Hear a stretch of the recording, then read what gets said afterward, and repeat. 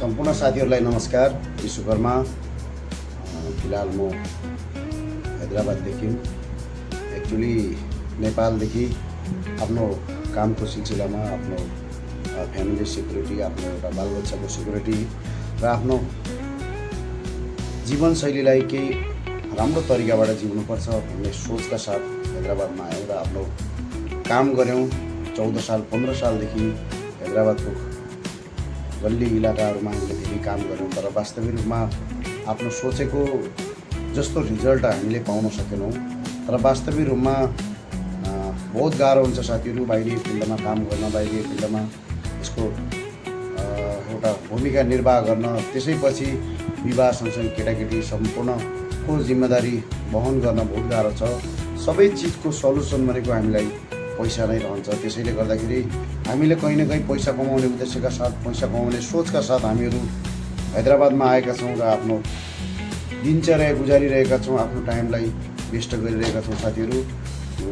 र हामीले काम गर्ने सिलसिलामा, काम गर्ने क्रममा धेरै सोचहरू हामीले राखेका छौँ, तर सोचहरू एउटा पनि सोचहरू हाम्रो पुरा हुन सकेको छैन र आफ्नो जेनतेन बालबच्चा र आफ्नो परिवारलाई पाल्न त सम्भव भएका छौँ, तर वास्तविक रूपमा जो हुनुपर्ने हाम्रो सोच पुरा हो त्यो सोच हाम्रो पुरा हुन सकेको छैन।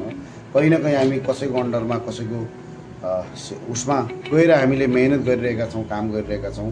तर बाहिर फिल्डमा काम गर्ने, जब फिल्डमा काम गर्ने भनेको एउटा ड्युटी नौकरी छोडेर पनि नजाओस् र आफ्नो बालबच्चा भोको पनि नपालोस् भन्ने उद्देश्यका साथ कुनै पनि सेटले, कुनै पनि एउटा रोजगारदाताले रोजगार दिएको हुन्छ। त्यसैले गर्दाखेरि हामीले रोजगारीमा मात्र निर्भर नभएर हामीले आफ्नो कामको साथसाथमा, आफ्नो रोजगारको साथसाथमा पनि आफ्नो सानातिना व्यापार बिजनेसहरू गर्न जरुरी छ। जस्तै हामीले बाहिरी फिल्डमा धेरै पैसा खर्च गरेर व्यापार बिजनेसहरू पनि गर्छौँ, तर वास्तविक रूपमा त्यो व्यापार बिजनेसमा हामीले अधिकांश मान्छेहरूले सफलता हात पारेको हामीलाई नजर आएको छैन र हामीले देखिरहेका छैनौँ। त्यसैले गर्दाखेरि साथीहरू हामीले व्यापार बिजनेसमा पनि हाम्रो यो जुन 21औँ सदीको 21औँ शताब्दीको जुन नयाँ बिजनेस, नयाँ एउटा डिजिटल बिजनेस क्रिएट भइरहेको छ, डिजिटल बिजनेसमा तपाईँ हाम्रो ठुलो एउटा सफलता हात पारेका उदाहरणहरू तपाईँ हामीले देखिरहेका छौँ,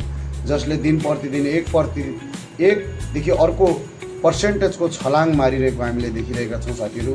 कुनै दिनमा जिरो भएका साथीहरू पनि अहिले सही लाइनमा, सही प्लेटफर्म पक्रेर उनको आफ्नो लाइफ चाहिँ राम्रो जिरहेका हामीले देखिरहेका छौँ। त्यसैले गर्दाखेरि साथीहरू तपाईँ हामीले जान अनजानमा हामीले बिजनेस सुरुवात गऱ्यौँ, डाउट छैन, तर यो बिजनेसलाई दिगो कसरी गराउने, अगाडि कसरी बढाउने भन्ने सोच चाहिँ हामीभित्र रहन जरुरी छ।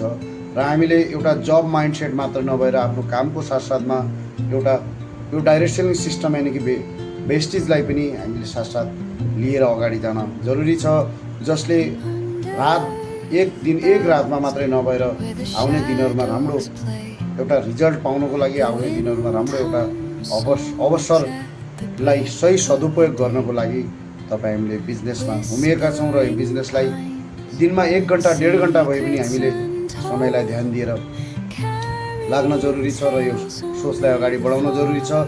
यसै क्रममा एउटा अर्को समस्या हामीप्रति यानि कि प्रवास मात्रै नभएर सम्पूर्ण वर्ल्डमा यो एउटा फेरि कोरोनालाई फेरि जगर्ना, यानि कि कोरोना फेरि दोहोरिएको छ।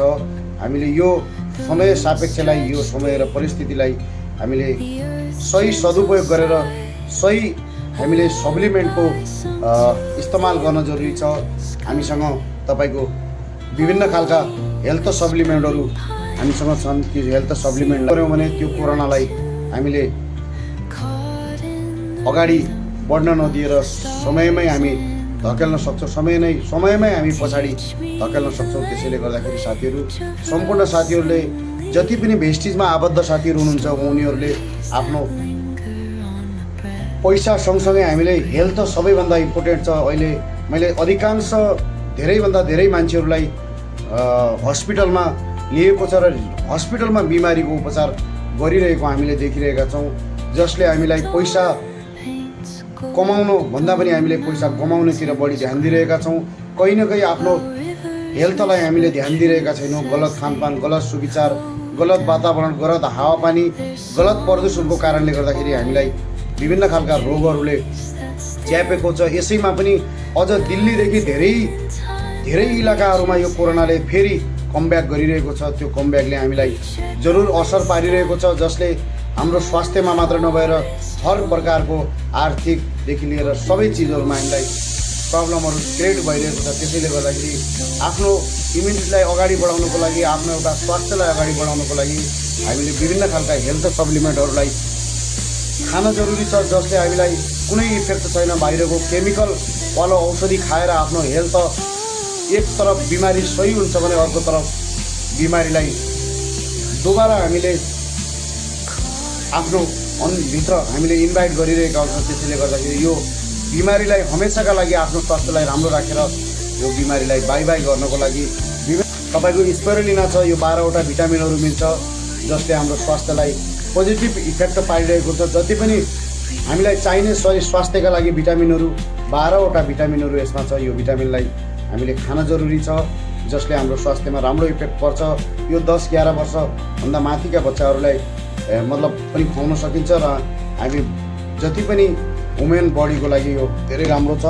यो कोलोस्ट्रम यो बच्चाहरूलाई एउटा भिटामिनको रूपमा वरदान साबित भएको छ। यसलाई कोलोस्ट्रम भन्छ, भेस्टिज कोलोस्ट्रम। यो पनि स्वास्थ्यका लागि बच्चाहरूको लागि राम्रो छ। अहिले कोरोना कालमा इम्युनिटी बुस्टरको लागि धेरै प्रब्लमहरू हामीलाई भइरहेको छ। त्यो इम्युनिटी बुस्टरको लागि हामीले यो कोरोनाको सिजनमा पनि हामीलाई बहुत गाह्रो पर्नेवाला छ। त्यसैले बच्चाहरूलाई सुरक्षाको लागि हामीले यो कोलोस्ट्रमलाई खान जरुरी छ। धेरै साथीहरूले यो कोलोस्ट्रमको युज गर्न जरुरी छ। नोनी छ, नोनीले क्यान्सर सेलहरूलाई दिन प्रतिदिन बढुवा यानि कि सडेका सेलहरूलाई बढुवा दिने जो सेलहरू हुन्छन् तिनलाई मारेर नयाँ सेलहरू उत्पादन गर्दछ र हामीलाई जति पनि इम्युनिटी चाहिएको हुन्छ स्वास्थ्यमा त्यो इम्युनिटी मिल्न जरुरी छ र त्यो यो नोनीबाट प्राप्त हुन्छ।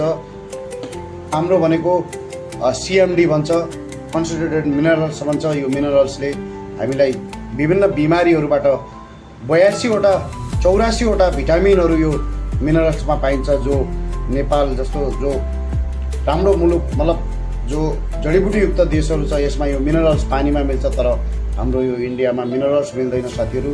हामीले पानीमा विभिन्न खालका प्रदूषित पानीहरू पिइरहेका हुन्छौँ। अहिले विभिन्न खालको महामारी बिमारीहरूलाई ननिम्त्याउनको लागि हामीलाई यो जरुरी छ सबभन्दा यो मिनरल्स।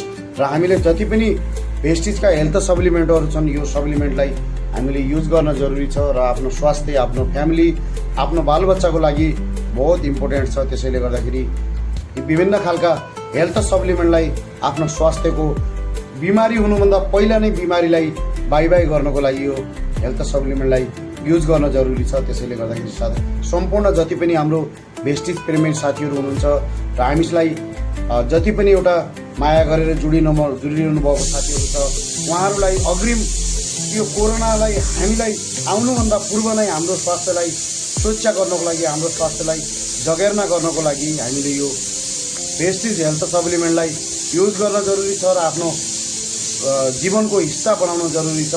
र हामीले पैसा पनि कमाउने र सँगै आफ्नो हेल्थलाई पनि बनाउने कोसिस चाहिँ पैसा पनि वेल्थ पनि दुईटैबाट हामी बच्नको लागि म सम्पूर्ण साथीहरूलाई, हाम्रो जति पनि टिममा साथीहरू हुनुहुन्छ उनीहरूलाई म आग्रह गर्न चाहन्छु, साथीहरूले जीवन व्यवहारलाई सरल र सहज बनाउनको लागि आफ्नो स्वास्थ्यलाई सही तरहबाट ध्यान दिनुहोला भन्न चाहन्छु। Wish you all. धन्यवाद।